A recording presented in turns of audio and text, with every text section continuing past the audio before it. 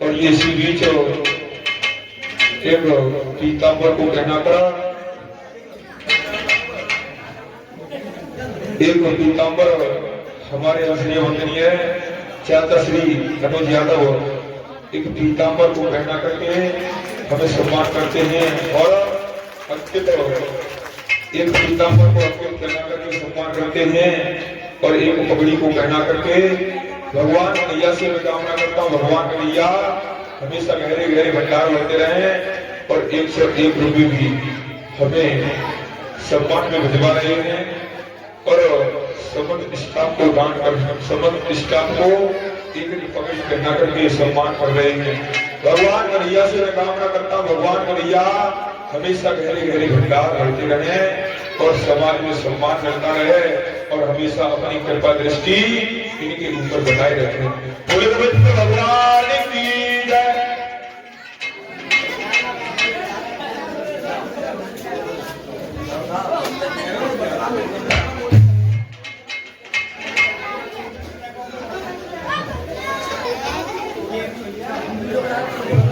उसी जगह पर ध्यान केंद्रित करिएगा।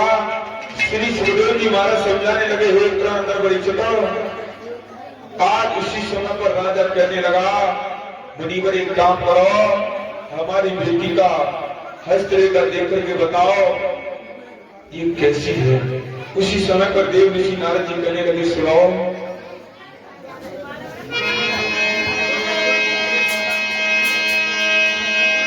अरे सुनी राजा की बात मुनि ने हाथ पत्रिका लियो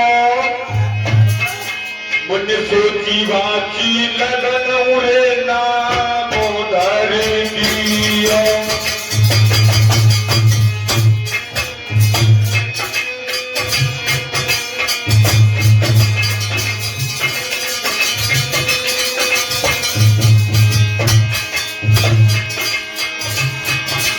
अरे सुनी राजा की बात मुनि ने हाथ पत्रिका लियो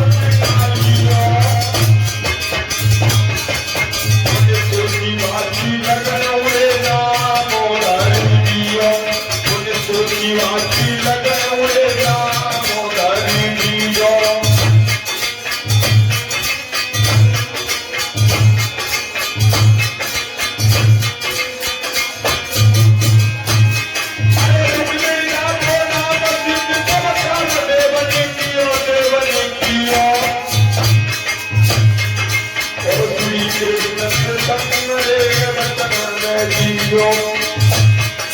अरे श्री कृष्ण के सन्मुरे बचन दियो।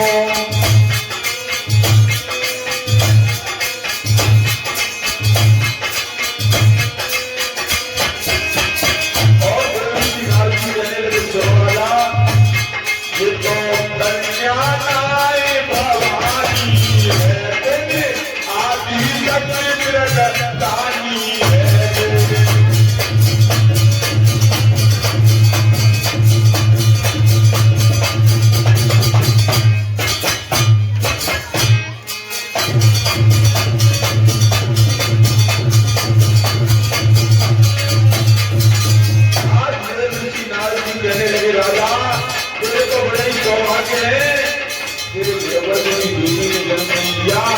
साक्षात भगवान ने जन्म लिया है जब तो कन्या नाय भवानी है आदि शक्ति कटानी है घर की लगान पानी है दुनिया कटाय गाली है।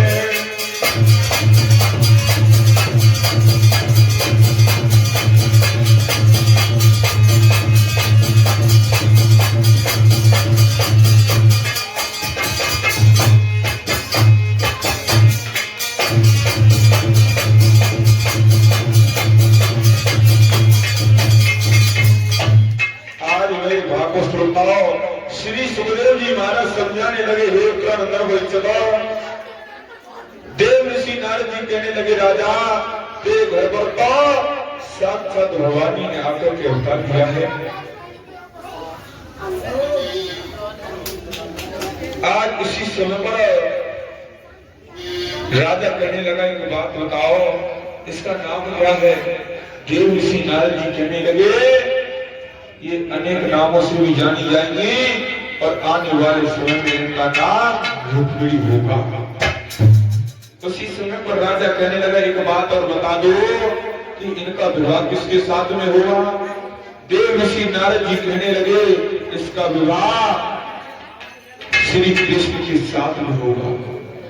आज उसी समय पर राजा भीष्म कहने लगे, बड़े बड़े ही सौभाग्य है, मेरा आंगना पवित्र हो जाएगा, मेरे घर पर मेरी बेटी को विवाह के लिए श्री कृष्ण आएंगे।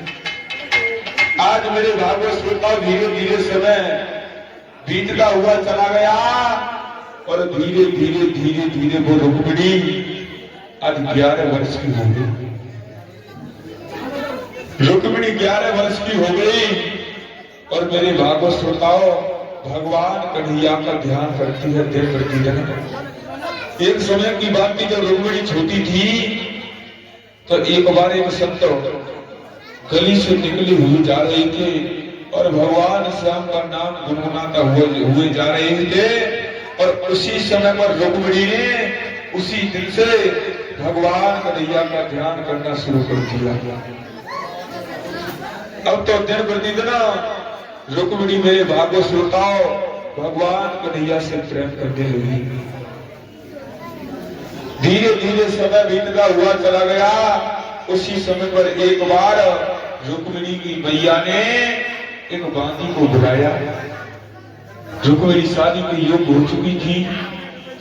उसी समय पर आज मेरे भागवत श्रोताओं रुक्मिणी की मैया ने बांदी को बुलाया, कहा, बांदी सुनो, हमारे महाराज को तुरंत महलों में ले आओ।